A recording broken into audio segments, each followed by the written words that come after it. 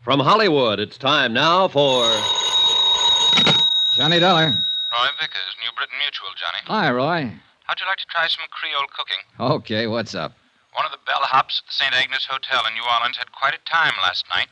He opened the safe and walked out with $7,500 in cash and a diamond necklace worth a cool $25,000. So help me, Roy. I didn't know bellhops had so much fun. That isn't all. He also stole a station wagon belonging to the hotel manager, not to mention the manager's wife. What do you want back? Mainly that necklace. It's the property of one of our clients. She was stopping at the St. Agnes and had it stowed in the hotel safe. Any line on the bellhop? Not a trace so far. The wife? Don't be funny. Can you hop a plane down there and see what's happened for us? Sure, Roy.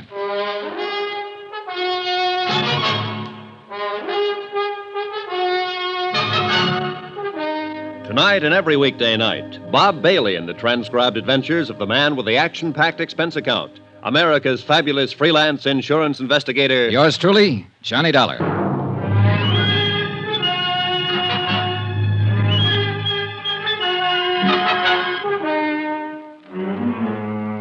Expense account submitted by Special Investigator Johnny Dollar to the New Britain Mutual Insurance Company, Hartford, Connecticut. The following is an accounting of expenditures during my investigation of the Valentine matter. Expense account item 1, $175 and no cents. Airfare and the incidental costs it takes to get from Hartford to New Orleans. Once there, I was more than surprised to discover the police had wound up the whole case. The prodigal bellhop, along with the $7,500 in cash, the diamond necklace, the station wagon, even the manager's wife, had all been recovered. Everything and everyone tearful, but intact. I reported this development to all parties concerned, phoned the airport for a reservation back to Hartford, which they said would be the following afternoon, and then looked around for something to do.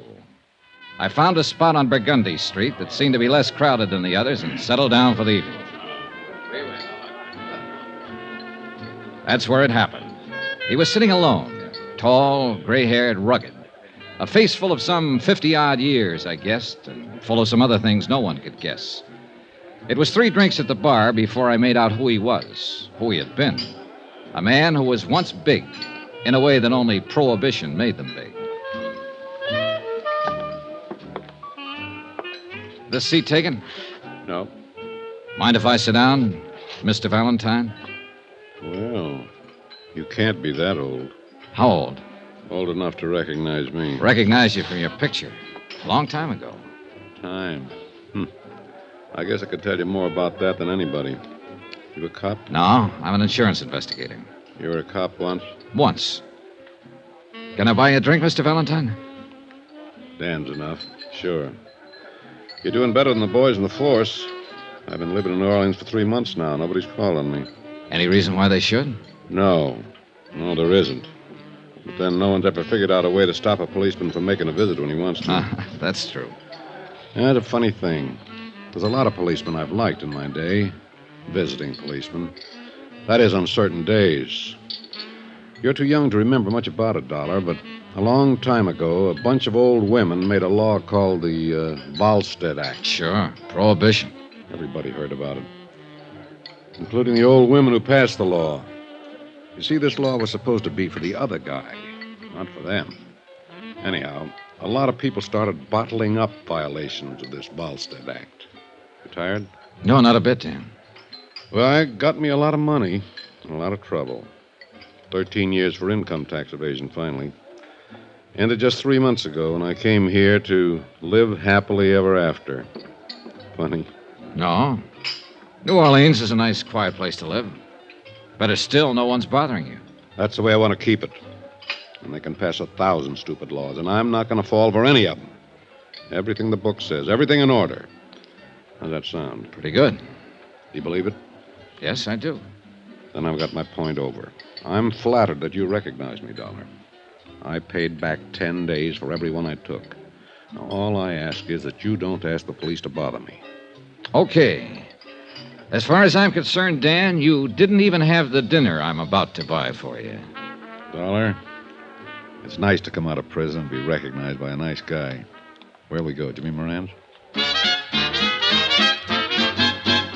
That's where we went, and it was a swell dinner.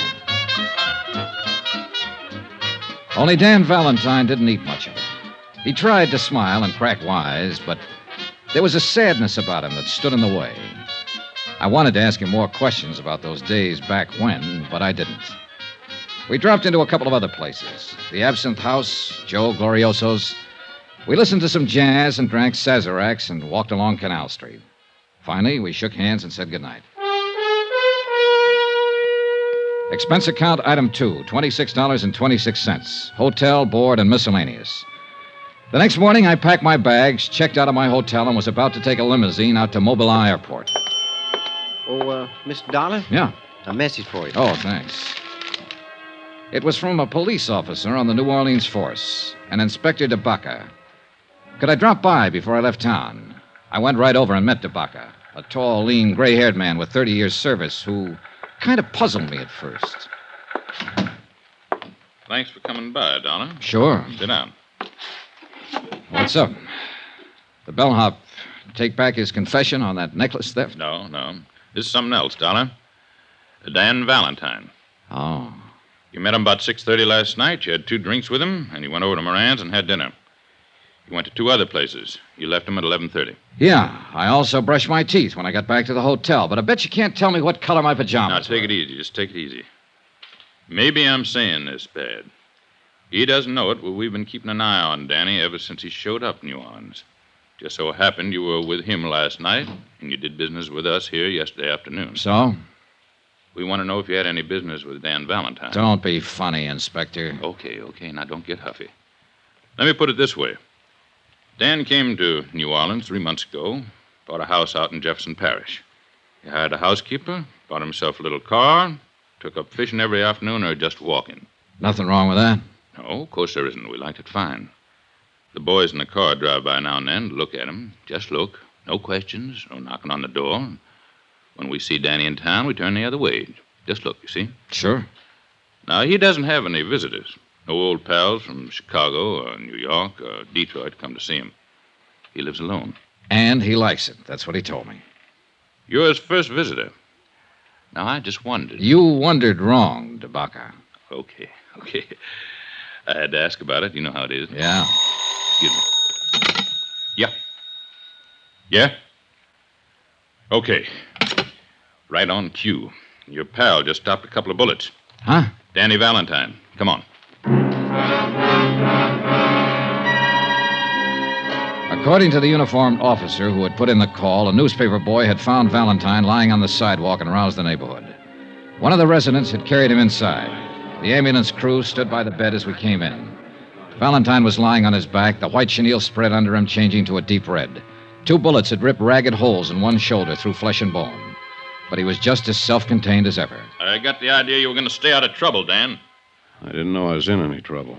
Hiya, Dollar. Okay. You went to the police after all? No. The inspector called me in. About you, Dan, but let's forget that for now. How'd this happen? This? Cleaning my gun. You're a loser, Dan. You're not supposed to have a gun. Oh, you know me and the law. We sometimes didn't hit it off. Art, where is the gun? What gun? The gun you were cleaning when you were walking down the street and shot yourself. I swallowed it. Now, look. Somebody's taken a couple of shots at you, Dan. Nobody can tell us anything about it but you so far. We don't want you murdered. Well? Okay, boys. Get the ambulance back. Wait a minute. You're hurt. You're going to the police hospital. No. I've served my time and I'm clean. Being shot at even in this state doesn't make you a criminal. Dollar. Yeah, Dan. Do me a favor. Would you phone a private hospital and have me taken there? Go ahead, Johnny. Take it easy, Dan. I did as he asked. A crew from one of the large private hospitals was out there in a matter of minutes. And an hour and a half later, Dan Valentine was operated on and the bullet successfully removed from his shoulder. I waited around until he was taken to a private room, and Inspector DeBaca waited with me. Dollar? Yeah, Why don't you go back to Hartford? This isn't any of your business. I know. My plane takes off at 4. I'll be on it. Why are you waiting around here? Oh, to see how he is, I guess. You pal of yours? I just met him last night. You know that. But you're waiting around. Yeah. You want me to tell you why you're waiting around? You want to make sure he's okay. You met him last night, and outside of what you ever read or heard about him, you don't know him from a load of coal. But you want to make sure he's going to be all right. Well, so do I. Because in that room and on that bed lies quite a man. Well, that about summed it up. No matter what he had been or what he had done, Dan Valentine was quite a man. It was the same thing that had caused me to go over to him the night before and start a conversation. The same thing that caused me to believe his plans for living a quiet life in New Orleans. He came out of the anesthetic a half hour later, and he sent for me. Hi. Hi. They say it's going to be okay. Oh, sure. This is nothing. I just wanted to thank you for giving me a hand. Tabaka could probably help you more. All you have to do is tell him who shot you and why. I shot myself, and just for something to do. Look, Dan, I have a fair idea of how tough things were for you and how tough they can be now. But Inspector Tabaka understands it, too. He'll do everything he can to help you. But you have to help him, Dan. Tabaka's a good boy. You're right. You'll tell him who shot you? If there was any way he could help me, I'd let him know first. I'll handle this myself. Guess you'll want to be getting your airplane. Yeah. Good luck, kiddo. Same to you. I went back to my hotel, picked up my bags, and took a cab to Mobilon Airport. My plane had developed engine trouble, and there was going to be a 5-hour delay. I killed time at the bar and in the restaurant and just standing around looking at the field at night. By that time, the newspapers carried the story of the attempt on Dan Valentine's life. It was as skimpy as the story Dan had told himself, and it troubled me. Mr. Dollar. Yeah? Long distance call for you from Hartford. You can take it right in there. Oh, thanks.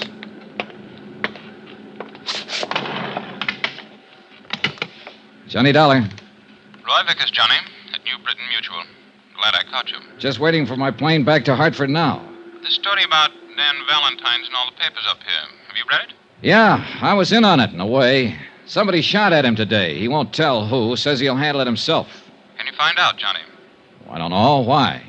We carry a $50,000 policy on him. If somebody's trying to kill him, we'd like to know all about it. You mean I can stay here and work on this? Yes. Okay, Roy.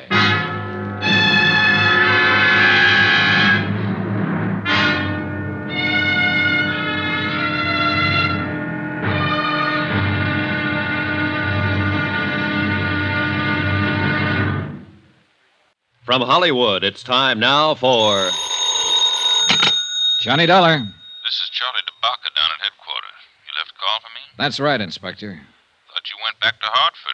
What now? The company I represent happens to hold an insurance policy on Dan Valentine. They asked me to stay here in New Orleans and look into this attempt on his life.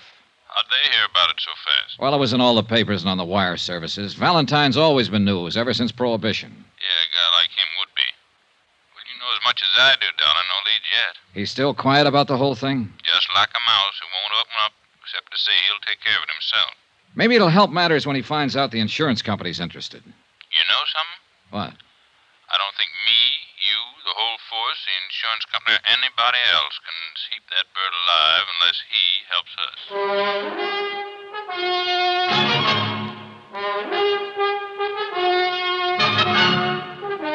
Tonight and every weekday night, Bob Bailey in the transcribed adventures of the man with the action-packed expense account, America's fabulous freelance insurance investigator. Yours truly, Johnny Dollar.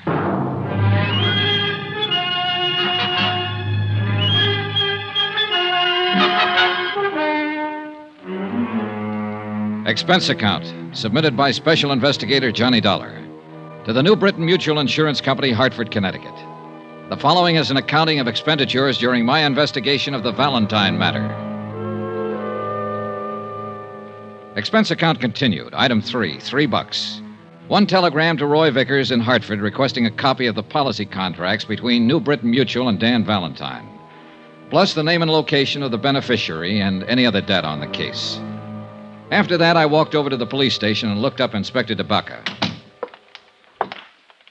Sit down. Thanks. I don't quite get this, Dollar. What's your part? Well, the insurance company would like a full report on everything that's happened, that's all. You could give them that on the back of your thumbnail, couldn't you? Not quite, Inspector. Oh, you mean a separate report from what we have? Something like that, yes. Well, it's their dough. They can spend it any way they want to, I guess. If there's any reason for them canceling the policy on Valentine, they'll do it. The fact that somebody shot at him a couple of times and came near killing him is one thing. The fact that he won't open his mouth about it is another. They're looking for a way out? I didn't say that. They just want to make sure about everything, that's all. An insurance policy's a contract, mutually beneficial to both parties. Both parties have to keep the line of that contract. They don't figure Danny Valentine's running around shooting himself for insurance money. Inspector, they don't figure anything. Well, now that you've been official, be unofficial. What's your idea? Well, Valentine's got a legitimate policy with the company. They don't want to see him killed. They tell me to investigate the shooting. Actually, they're telling me to see to it that he stays alive and well. Well, that makes sense. Good luck. If you'll sort of let me tag along on the case, I'd appreciate it. Well, we'll see. Oh, what's the matter now? It just occurred to me. Valentine bought a house out in Jefferson Parish 3 months ago, a couple of days after he was released from federal pen. Now, he's lived there quiet, minding his own business, keeping his nose out of trouble. Yeah.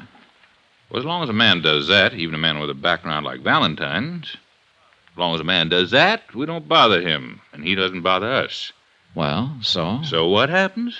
Yesterday, you meet him and have a couple of drinks with him. Hello and goodbye. Boom, boom. He gets shot twice. By somebody, somewhere. You a bad news boy? Now, that's as wild as you can get. We had nothing together except the drinks. You sure? I'm sure. Well, I'm thinking about it just the same. Here. Be back in a minute.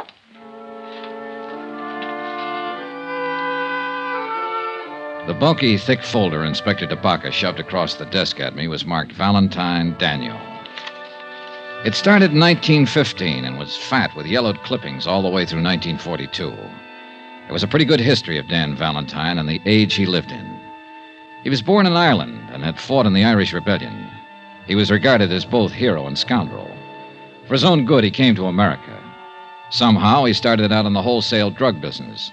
And understandably, it was an easy step to making prohibition alcohol, and an even easier step to make prison on an income tax evasion charge.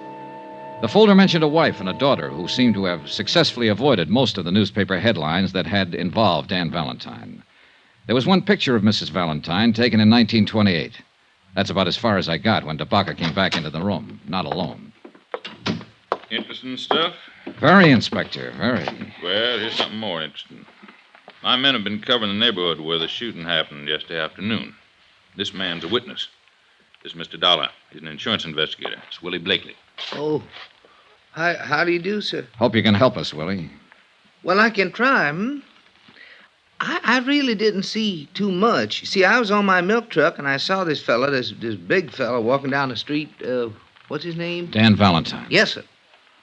Well, he was just walking, like for an early morning walk, and then I saw this car come around the corner, and there were a couple of men in it. What kind of car? I think it was a Buick sedan. I'm not sure. It was a black car. You happen to get the license number? No. All right, go on. Well, sir, this Mr. Valentine, he looked up when he saw it coming, and he stopped. You know, kind of funny. No, I don't know. Tell me. Well, you know, like he was surprised. Do you think he was surprised at who was in the car? Yes, sir, that's it. He sort of smiled. Not a hello kind of a smile. Sort of a sad smile. Didn't wave, just stood there. I couldn't see the men in the car by then, so I don't know how they were looking at him. Did you see them as they rounded the corner? Yeah, just a couple of fellas, dark coats and hats. Would you know them if you saw them again? I don't think so, Captain. Okay. 2 men. Yes, sir. So this Mr. Valentine stopped and looked at him and gave him this kind of smile. He recognized them, you think? Oh, yeah. And then I heard a noise, you know, something like whack, whack. And Mr. Valentine fell down, and the car drove off. Did Valentine go for a gun? No, sir. What did you do then? Well, I got out of there. Why?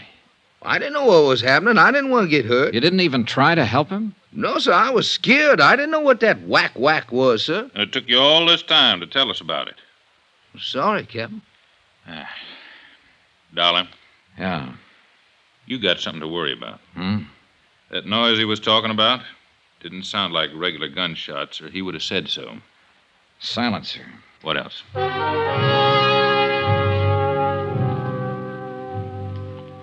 Inspector DeBaca continued to question the witness, trying to ascertain more details about the shooting, the car, and the men inside the car. 4 hours later, when I left, he was still at it. Some more expenses. Item 4, $2.50. Cab fare from police station to hospital. I thought I'd drop in and take a chance on Dan Valentine coming across with some information. Sorry, no visitors. It's pretty important. I'm a friend of his. I'm sorry. When can I see him? That's hard to say. Mr. Valentine's condition is not too good. What? Well, nothing to be alarmed about. He lost so much blood that he's in a weakened condition. The doctor's ordered a transfusion. Oh. You can phone in later if you like. Excuse me. Yes, ma'am? I should like to see Mr. Valentine, please. I'm sorry. I was just telling this gentleman. That's impossible. How is he? He needs rest. The doctor feels he'd be better off without visitors at the moment. Thank you. I had a feeling about the gray-haired, well-dressed woman, and I hurried after her down the long corridor outside the hospital. I was just in time to see her take a cab that had been waiting at the curb. I managed to hail one myself, and we tagged along Canal Street behind her until she paid off the driver in front of the Roosevelt Hotel. I was right behind her when she stopped in the lobby and got a key to room 1016. I gave her 5 minutes, then I knocked on her door.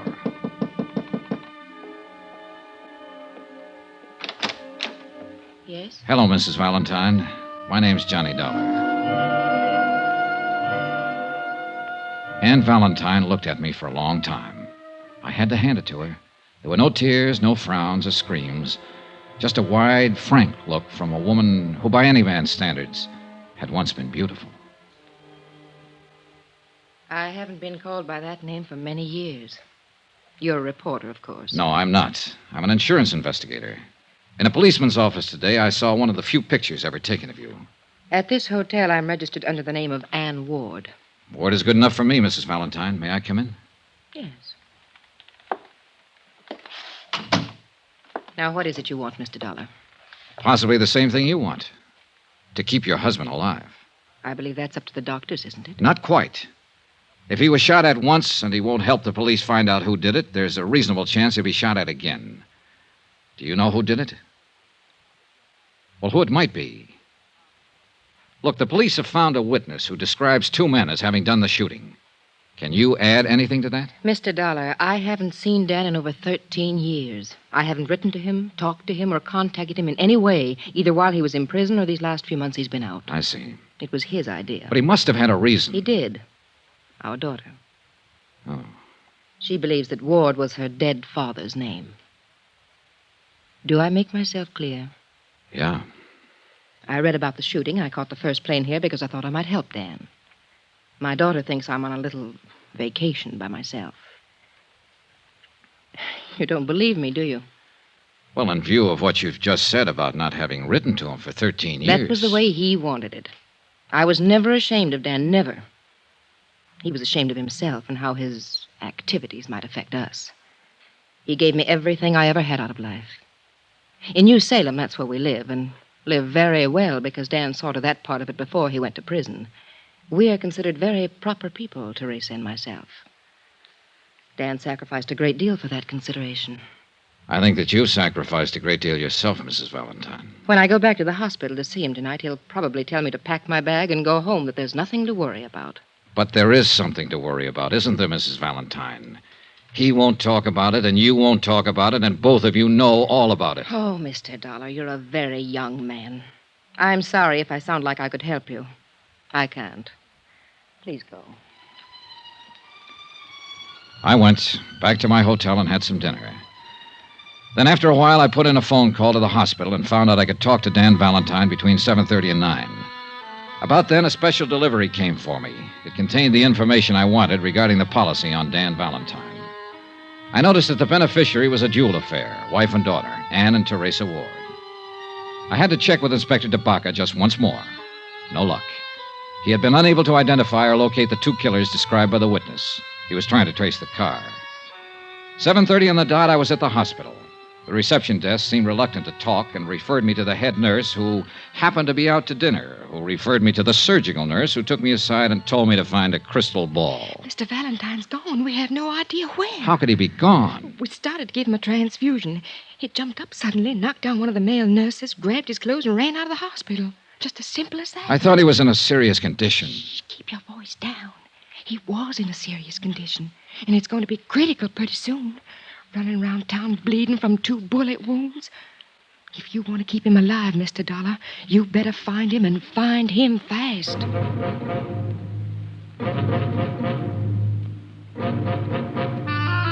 I thought over what Dan Valentine had told me in the hospital earlier about taking care of the matter himself.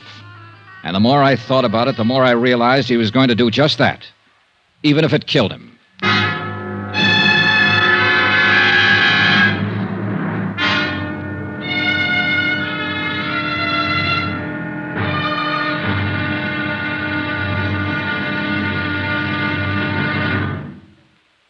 From Hollywood, it's time now for Johnny Dollar.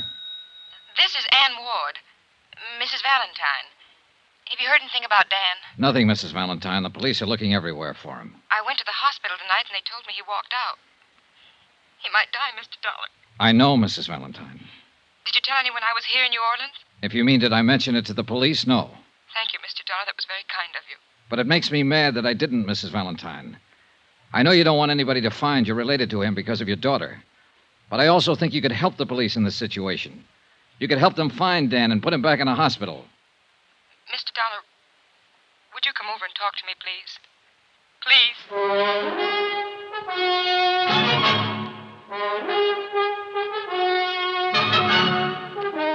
Tonight and every weekday night, Bob Bailey in the transcribed adventures of the man with the action-packed expense account, America's fabulous freelance insurance investigator. Yours truly, Johnny Dollar.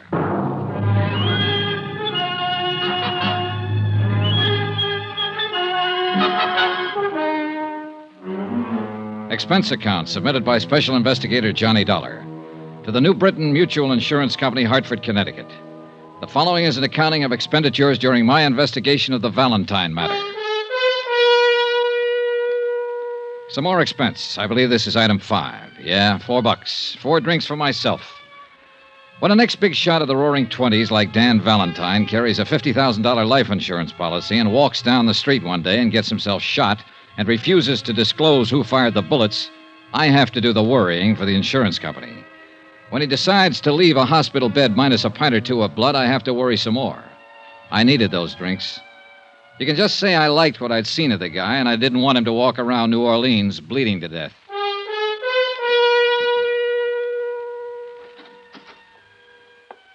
In here, please, Mr. Dollar. The wife, who hadn't seen or heard from him for 13 years, looked pale and wan. It was obvious that the strain was beginning to tell on her, although she tried hard not to show it.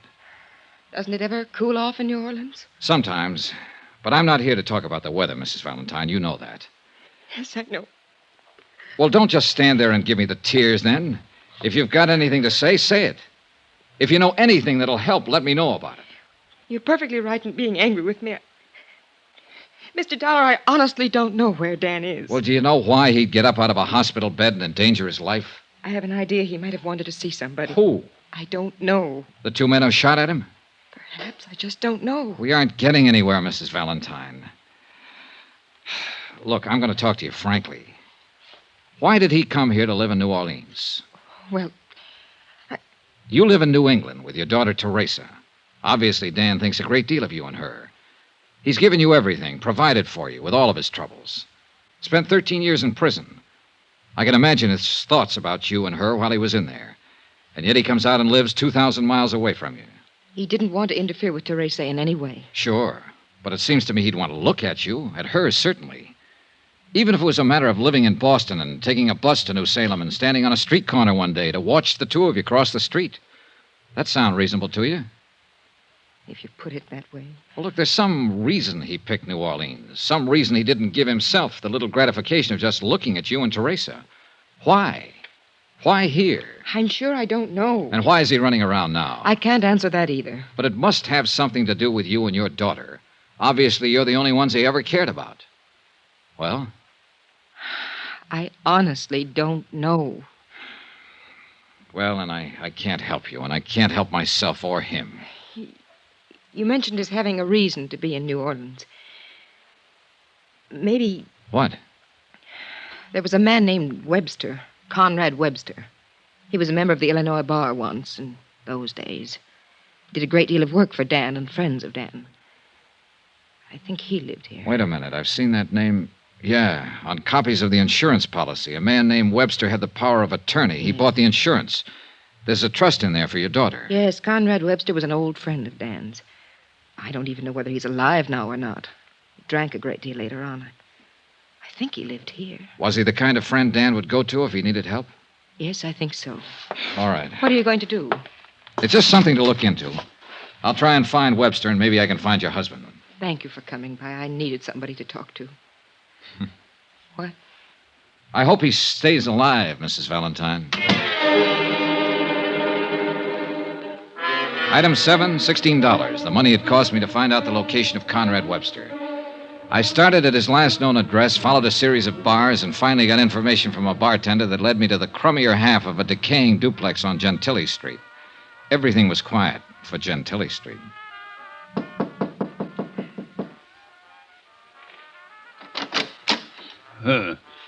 Young man, the drugstore delivers what I need most. The telegraph office what I dread most. Obviously, you represent neither, and therefore you are no concern of mine. Wait a minute. Are you Mr. Webster? Conrad Webster? I am he, and I am drunk and disheveled, and it is 3 o'clock in the morning. I'd like to talk with you. May I come in? You may not. This isn't exactly the hour for making calls, but I did stop by and pick up something to take the edge off. Huh? It's bonded. Oh, inside. Now then, you were going to apologize. Here you are, Mr. Webster. Oh, well.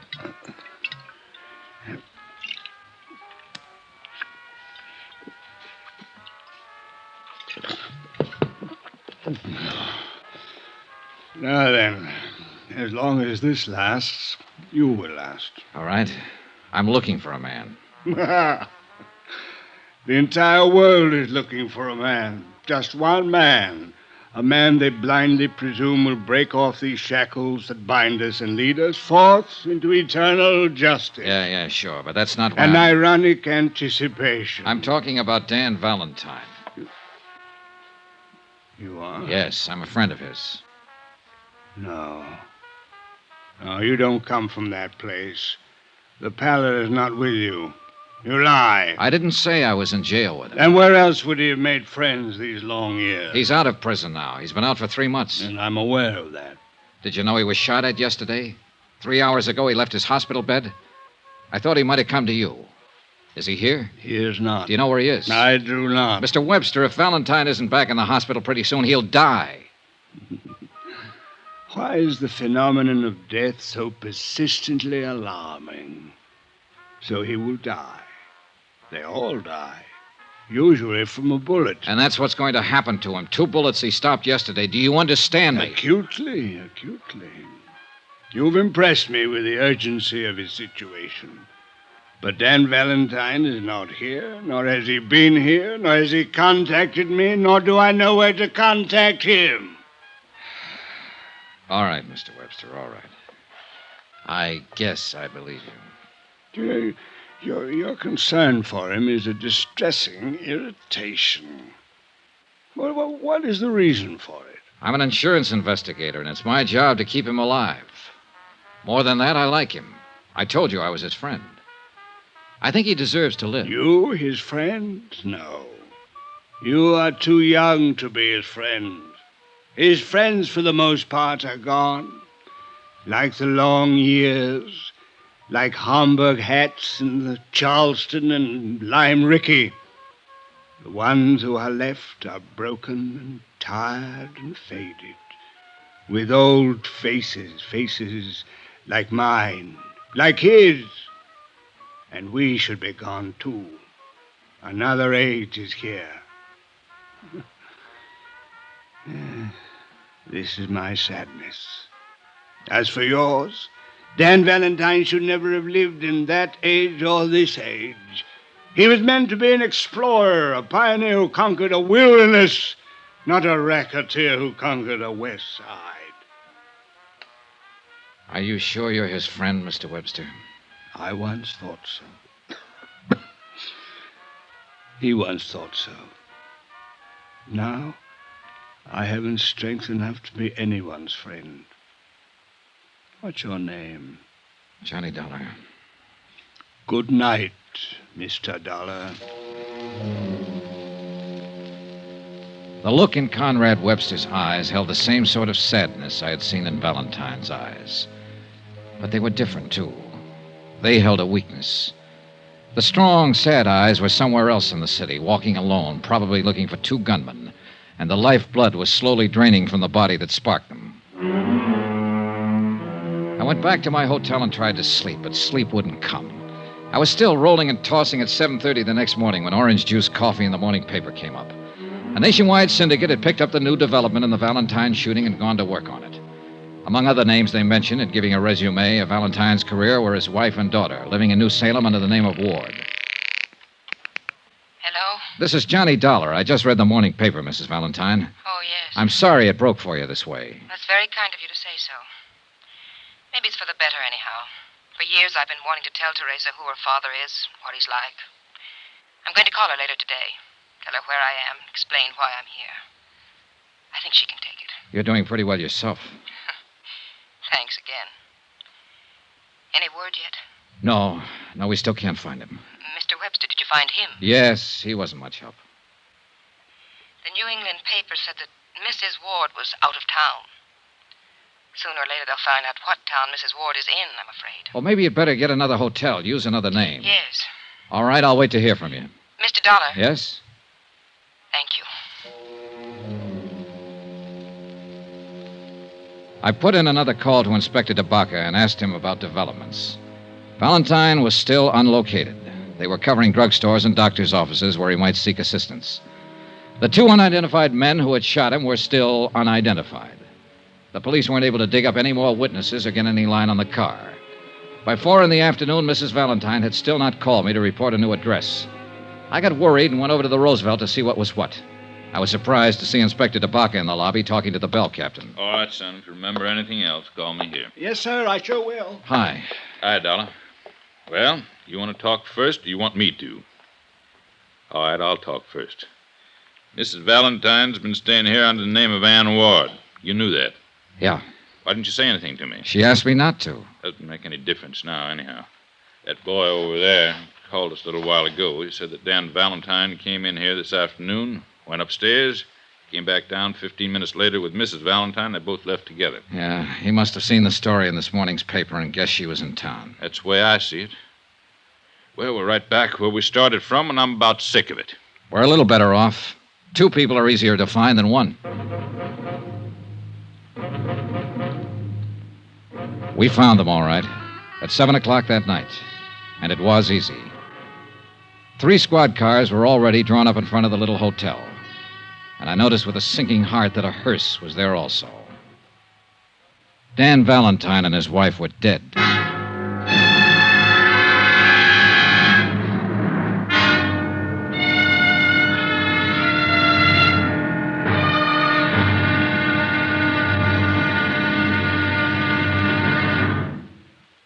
From Hollywood, it's time now for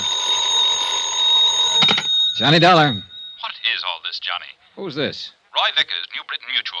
What happened to Valentine? He was gunned down last night going into a hotel with his wife. No. The police here are turning the city upside down, trying to get a line on 2 unidentified gunmen. Well, couldn't you keep him alive? I couldn't even find him. Well, this is no time to be yelling at each other. I just left his daughter. Huh? She filed claim already? Through that lawyer Webster? No, she didn't even know anything about him until the papers broke the story. Well, I'm sorry I got annoyed for a second. Do what you can, Johnny. They'll want a full report. Sure, Roy, sure.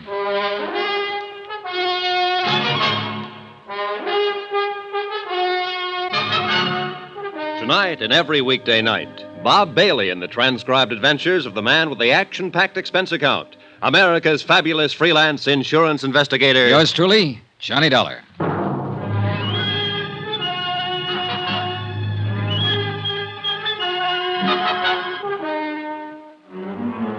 Expense account submitted by Special Investigator Johnny Dollar to the New Britain Mutual Insurance Company, Hartford, Connecticut. The following is a further accounting of expenditures during my investigation of the Valentine matter. Item 9, $7 for dinner. I had it with Inspector Charles DeBaca, New Orleans Police. He was a haggard, tired-looking man about that time. All of us were. You want some more coffee? No, no, thanks. 2 men, both about 6 feet, wearing dark suits and hats, medium to slight builds. One possibly 35, the other possibly 40. Well, that about ties up with the description of the 2 men who plugged Valentine earlier and earned him a place in the hospital. Yeah. We got more of a chance this time, though. Be some other witnesses. Somebody has to tell us what kind of a car they had and what direction they went. One thing, they weren't using silencers anymore. No, but they did a professional job. I think Valentine knew him, climbed out of that hospital bed to go out looking for him. Sounds reasonable. How do you figure the rest of it, Inspector? Well, Valentine saw the newspaper story and knew his wife was in town. He went over, got her, and I take it they were going to check into a new hotel when their friends showed up. She just happened to get in the way, huh? Sure. Why'd anybody want to shoot her? Why would anybody want to shoot him? Well, because no matter what he was now or how he was playing it, he still lived pretty hard way back then. A man who's lived the kind of life he has and done the things he has is bound to make a few enemies he'll remember. No, I think it has something to do with his family. I agree with you that Valentine probably made enemies all over. But he wasn't the kind of man to get excited about any of those kind of people. He pretty well knew how to take care of himself and handle trouble. That's why he was out looking for them. You sound pretty certain. It seems to me that if Valentine had been expecting trouble from some of the old-timers, he'd have carried a gun. Well, you got a point. But then again, he was pretty gentled up. You know how he spent most of his time? Painting. Huh? And that house he bought out in Jefferson Parish is covered with pictures he's done since he's been out. Oils. Pretty good, too. And when he wasn't painting it, he was listening to music. You'd hardly think of Danny Valentine taking up the arts. Hardly ever. Well, I gotta make a call and get busy. Yeah. Inspector. Yeah? Any objection to me going out and looking around that house? It's your privilege. Personally, I'm gonna look around town for a couple of gunmen. Anyone out there now? His cook, name's Giacchino. Nice woman. Okay, I'll keep in touch with you, Inspector. Do that. Dollar, Now what? you forgot to tell me you looked up the old family lawyer, Conrad Webster, the other night. Oh, I was trying to find Valentine, the same as you. Well, if you happen to run into Webster again, you tell him to drop in and see me. Huh? He's missing. I didn't know what to say to that, so I left him standing there and went back to my hotel and shaved, changed clothes, and tried to go over the whole thing in my mind. I did phone into the police station and find out that the slugs that had killed Valentine and his wife were from an Italian-make pistol, a Rumbero, 37.5 caliber. So far, untraced. Expense account item 10, cost of cab, from my hotel to Danny Valentine's house in Jefferson Parish.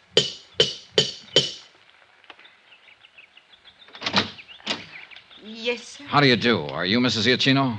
Yes, sir. Who are you, please? My name is Johnny Dollar, Mrs. Giacchino. I'm from New Britain Mutual Insurance Company. I'd like to talk to you, if I may. About Mr. Valentine? Yes. Not right now, Mr. Dollar. Some other time, huh? Well, if you prefer it that way, Mrs. Giacchino, but... It's been a hard day here. I mean, Mr. Valentine's death and his wife being killed with him. All of these policemen in and out of here, and now Miss Ward and all. Miss Ward? His daughter? Yes, she's here. Arrived 2 hours ago. Stay here. Could I see her? You come tomorrow, Mr. Dollar, please. Huh? Tomorrow. Mrs. Giacchino. Yes, Miss Ward. Who is it? Mr. Dollar. He's from the insurance company. Insurance company? Yes. I'd like to talk to him, Mrs. Giacchino. Teresa Ward stood at the base of the iron grill stairway, tall and dark-eyed. And I saw that, like her mother, she had a quiet intensity about her face that made it beautiful. At the same time, ageless. She smiled politely at me. I could only stand there without speaking for a long moment, looking at her. Then Mrs. Giacchino excused herself, and we were alone. I wanted to talk to someone who might be able to give me a little more information about all this. It's all quite new to me. I'll tell you what I can, Miss Ward. My name is Valentine, isn't it? Really, Valentine? Yes, it is. Well, suppose we correct that mistake right now. Sure. There's nothing wrong with Valentine. From what a Mr. Vickers from the insurance office in Hartford told me, I'm to be quite well off because of this man that was murdered. You mean Dan Valentine? Yes, Dan Valentine. They tell me he was my father. Who told you? Oh, reporters at home and your insurance company. Mother told me my name was Ward. Poor thing. Must have been difficult for her over the years, keeping the secret from me. Yes, she told me she thought it was the best thing. She, well, the same as he did. Tell me about my father. Was he a bad man? Oh, as good or as bad as the Volstead Act made people. I only met him a couple of times. To awaken one morning and discover that you're the only daughter of a famous racketeer who's been murdered. Look, Miss Ward, if he had anything to do with the way you turned out, with what you seem to possess within yourself, I'd say offhand that whatever he was or did, he thought of you. Are you flattering me? I'm not trying to. You seem like a very nice person. And so do you, Mr. Dollar. Will you tell me all about this, please? Well, let's see. You're 21, isn't that right? Yes. Just about 15 years ago or so, your father was on trial for income tax evasion. Just before he was convicted, he set up a trust fund with my insurance company to provide for you. It's been paying money for your support and education ever since. According to the terms of the trust, all of the money becomes yours now that your mother and father are dead. It comes to well over $50,000. That's all there is to it? Mm-hmm. I suppose I'm grateful to him. I suppose I should be grateful. I can't say that I'm particularly sorry about his death any more than I would be if any other human being died violently somewhere. But about Mother's death, I miss her very much already, Mr. Dollar.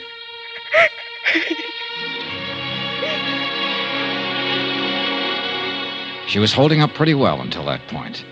Then she let go. I held her in my arms and I talked to her. I told her what I knew of her father's life and death.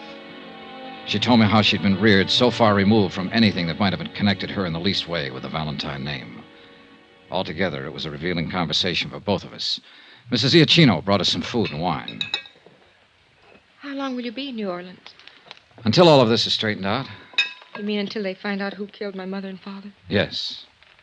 How about you? Oh, I really don't know. After the funerals, I suppose I'll go back. But I wanted to see him, to see what he looked like, what kind of life he led. He was just an ordinary man, wasn't he? You seen these pictures before? No, this is my first time in the house.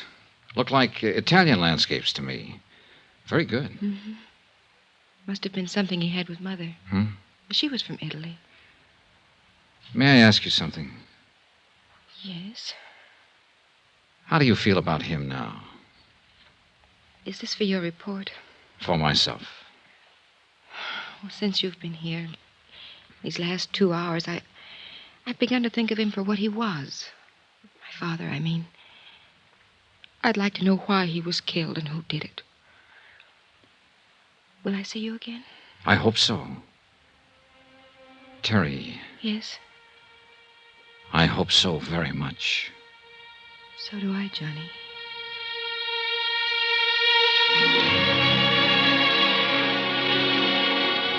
I left her at the door that night with a warm sensation inside of me.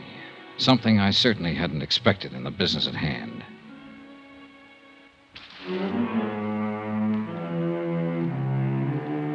The next morning, I was back at the house talking to Mrs. Iacchino.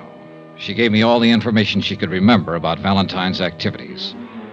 All of it accurate, but lacking in any possible clue as to the identity of the two men who had killed him and his wife. I had breakfast with Terry there and helped her with funeral arrangements. Then I spent a solid 12 hours with Inspector DeBacca, who had still not located or identified the two mysterious men. However, there were other developments. This may be something, Johnny. Oh? Conrad Webster's been found. Huh? Up by Lake Punch train. Just identified him. He was shot to death with a 37.5. Italian gun? Yep. Just like the one that killed Dan Valentine and his wife.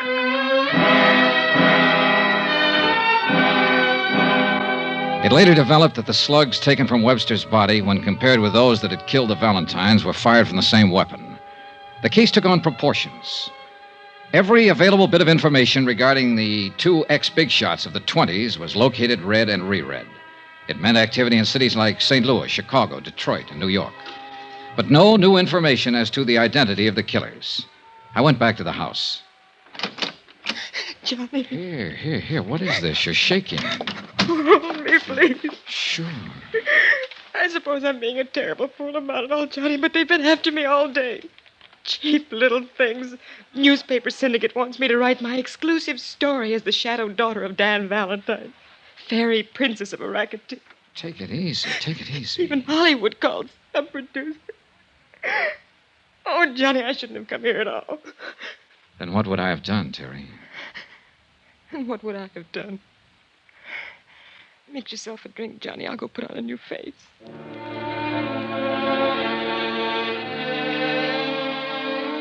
It had become apparent to me in the short time I'd known her that she'd grown to love the memory of her father. Also, that the pressure of all that had happened was beginning to take its toll on her. We were walking down the gravel path away from the house. She was quieted down. I suppose I was thinking how nice it would be to kiss her. I twisted, trying for the gun inside my pocket, but there was nobody to shoot at. The two men who had fired the guns were already out of sight. I was alone with Terry Valentine, who was hanging on the gate. I caught her before she fell.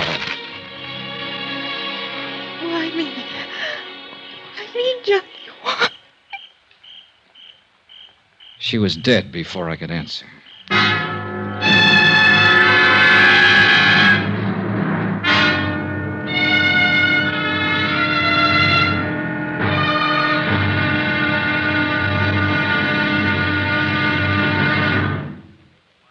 From Hollywood, it's time now for Johnny Dollar. Hey, what are you doing at the Valentine house? Get a car out here quick, Inspector. Terry Valentine's just been shot. Two guys Now, showed slow up. Slow down. When did all this happen? A few seconds ago. Ambulance? No good, DeBaca. She died in my arms. Oh.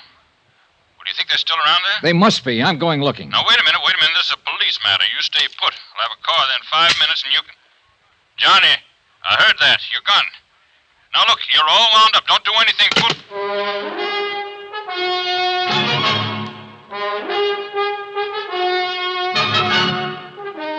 Tonight and every weekday night, Bob Bailey in the transcribed adventures of the man with the action-packed expense account, America's fabulous freelance insurance investigator. Yours truly, Johnny Dollar.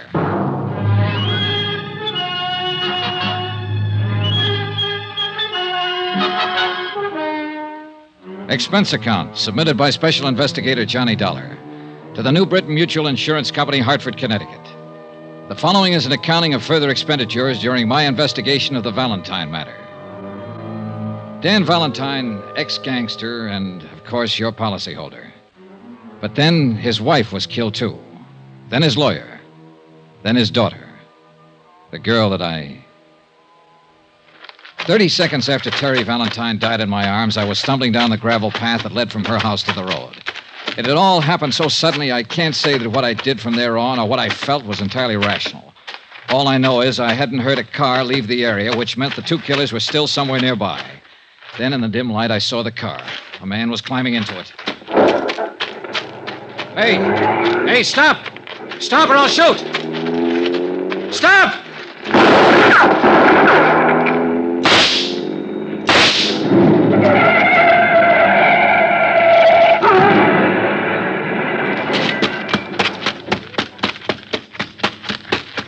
Get out of there. Get out of there and get your hands up. I'm a hit. I'm afraid to move. Come on, get out. Come on. I'm coming. You two, come on. It's no use on him, mister. He used up. You got him real good. Ooh. I need a doctor. Help me get to a doctor. Stop right there. Doctor. Stand still. You pretty tough fella. What's your name? Sisto. Sisto what? It's good enough for you. I need a doctor, bad. Listen. Ooh. Tell it to me. Tell it to me right now. If you don't tell it to me now, you'll never tell it to anybody. Tell it! No. Tell it! I need doctor. Tell it! I die first. Johnny! What is this? Who's he? He's going to kill me. He's going to kill me. Now, you better give me that gun, Johnny. Estate will take care of him. Thanks. I should have done it. I wanted to do it. I know, son. Come on, let's get out of here. But I didn't get out of there. I waited around while they dug the body of the other man out of the smashed-up car, and while they carried the still, limp form of Teresa Valentine away. She was the third member of the family who had died violently within 3 days.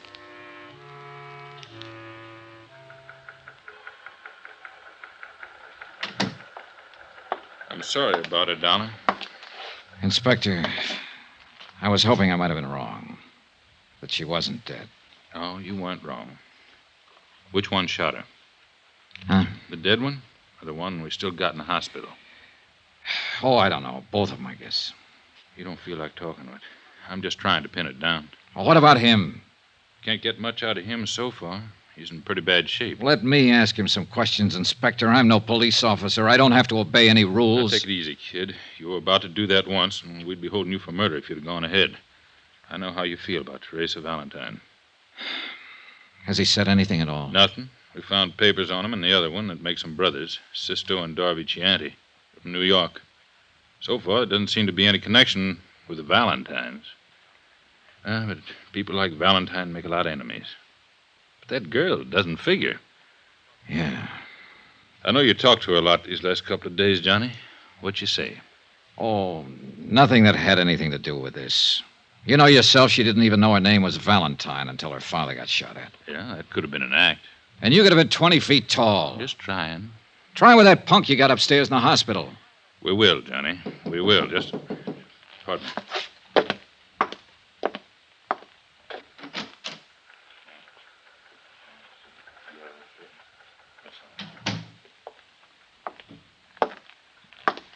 Johnny, I got bad news. Maybe I spoke too soon. Why? Sisto Chianti died 5 minutes ago. Expense account, item 10, $10, car rental. I went out to the Valentine house once more. Oh, Mr. Dollar. Hello, Mrs. Giacchino. Please, come in. So many policemen, so many reporters. I've been trying to close the house. Sure. I know how you must feel. I mean about her. What of these Chianti brothers? Well, we don't know much about them yet. The New York police are still doing a rundown on them. Don't let me stop you, whatever you're doing. I'll just look around if you don't mind. All right. Oh, one thing. Yes? Did Mr. Valentine make any provision for you? Yeah. He thought of me.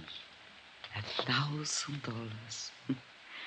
Whatever he was, the man I knew was kind and good. And his sins had been forgiven him.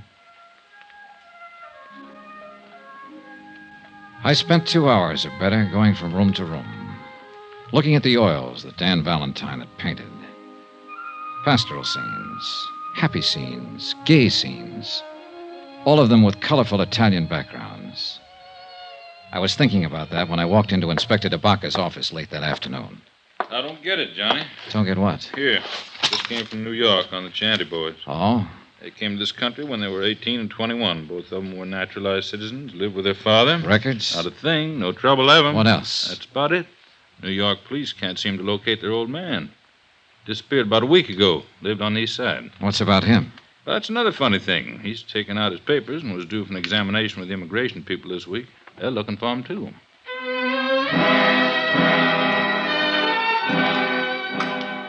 We went out and had dinner together and talked about the case. It had been a strange one. The deaths were useless, the motives unknown. I parted company with Inspector DeBacca and went back to my hotel to trouble it out with sleep. About 11 o'clock, I had a phone call. Johnny Dollar. This is DeBacca. Old man Chianti just showed up at our city morgue and wants to take his 2 sons back to New York for burial. 20 minutes later, I was standing in the coroner's office while Inspector DeBacca led a small, wizened old man into the room and sat him down on one of the chairs. Mr. Chianti, it's Mr. Dollar. How do you do? Mr. Chianti? I read about you. You killed my boys. Is it so? Yes. They'd killed 4 other people. I know. But... Why did they kill the Valentine family, Mr. Chianti? Why did they kill Conrad Webster, the lawyer? Do you know why? See, I know. Then tell me. They're all dead now.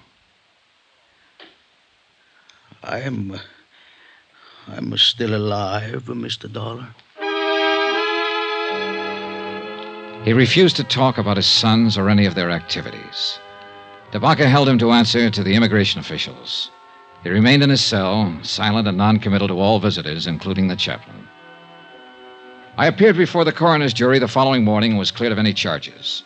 Pietro Chianti still had said nothing. And he looked at me as though he was going to keep on saying nothing. Mr. Chianti? I see you, Mr. Dollar. More questions?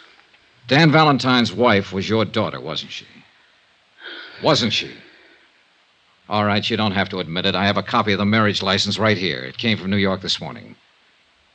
She was my daughter. Is that all you have to say now? I no talk. Then I will, Mr. Chianti. Because your daughter, Mrs. Valentine, had a daughter herself, Teresa. A lovely, wonderful girl that your two sons killed. I happen to know that girl. I might have been in love with her, I don't know. But I do know. She had to die, too. What? This Conrad Webster, Mr. Valentine, and my own daughter and granddaughter, they had to die. All bad. You? See, I order it. You ordered it? And who are you? God? I am the father. When a daughter marries a bad man, only bad can come from it. The granddaughter was then bad. He come to our village many years ago. Take her away. He and the man Webster help him. It lived with me. The stealing of my own flesh and blood. All this time it grow inside of me. I am old, but I keep on living. Only so I can come here and find him and destroy him. And her. And the daughter, and the lawyer man who helped him. And I destroyed them through my sons. A whole family. Vendetta. Was that it? If you like. Vendetta. He was a bad man who did bad things. Bad man.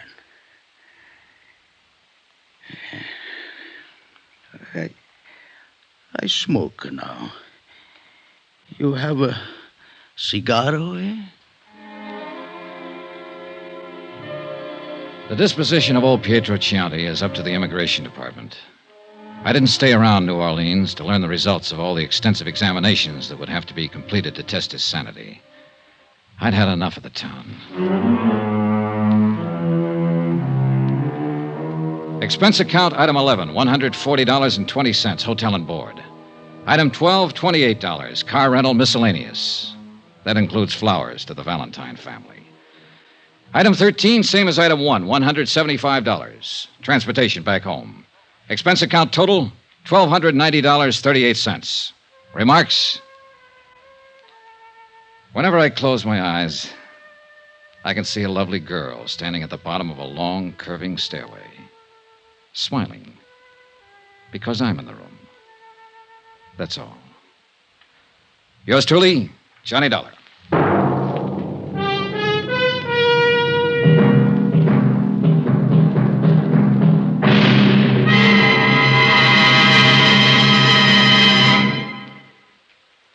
Remember, please, there'll be another exciting story for you beginning next Monday night. Monday, the Lorco Diamond Matter, in which a trip to Algiers makes Come With Me to the Kasbah sound like an invitation to a Sunday school picnic. Join us, won't you? Yours truly, Johnny Dollar.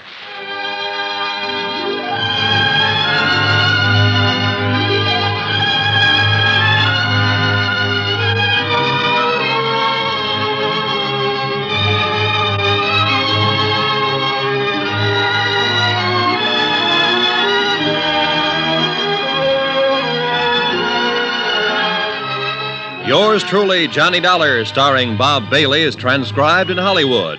Written by John Dawson, it is produced and directed by Jack Johnstone. Heard in this week's cast were Lillian Baeff, Betty Lou Gerson, Barney Phillips, Will Wright, Forrest Lewis, Marvin Miller, Jay Novello, and Jack Boyles. Be sure to join us on Monday night, same time and station, for another exciting story of yours truly, Johnny Dollar. Roy Rowan speaking.